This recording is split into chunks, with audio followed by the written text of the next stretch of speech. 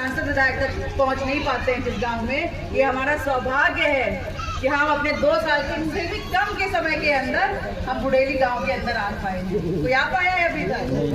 नहीं सर। चलिए, मुझे भी सौभाग्य है मेरा कि मुझे आने का मौका मिला।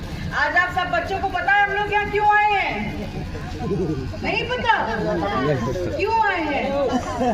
बाबा साहब का जन्मदिन है यार, इसलिए आज बाबा साहब के जन्मदिन पे हमें आने का मौका मिला है। आप सब लोगों को बहुत बहुत शुभकामनाएं। बहुत अच्छा आप सब लोगों ने कार्यक्रम इंतजाम किया है इस चीज का। मुझे बड़ी खुशी होती है कि बाबा साहब को गांव में लोग इतना जानते हैं, इतना मानते हैं। वरना लोग कह देते हैं कि बाबा साहब को लोग जानते ही नहीं है। पर ये अच्छा लगा कि मुझे क्षेत्र के इतने गांव के अंदर तक आके भी बाबा साहब का कार्यक्रम आप लोग मनाते हैं। बुडेली गांव की जनता का मैं धन्यवाद देना चाहूँगी। आप लोग बहुत धन्यवाद के पात्र हैं कि आप लोग कार्यक्रम मना रहे हैं बाबा साहब का।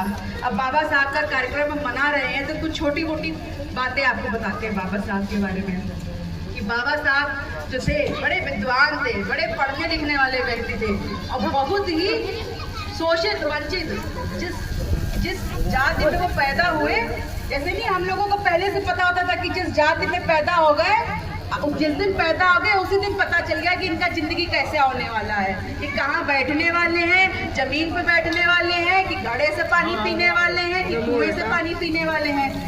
ऐसे जीवन में जहाँ उनको बराबरी का अधिकार नहीं था, जहाँ उनको कक्षा के बाहर बैठा देते थे, इतना उस समय आप ही भी इतना मनाते हैं, सोचिए उस समय में कितना मनाते होंगे। सही बात है कि नहीं? तो क्लास के बाहर बैठा देते थे। जिस घड़े में पानी पीते थे बाकी लोग, उस घड़े का पानी पीना भी उन्हें मना था कि आप उस घड़े से पानी भी नहीं पी सकते।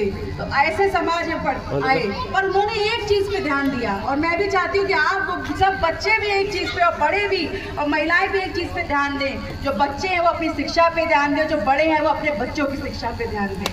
कि बाबा साहब इतना नाम, आज आप बाबा साहब को पूछते हैं, बाबा साहब को मानते हैं, तो क्यों मानते हैं? इसीलिए तो मानते हैं कि उन्होंने शिक्षा का ध्यान दिया।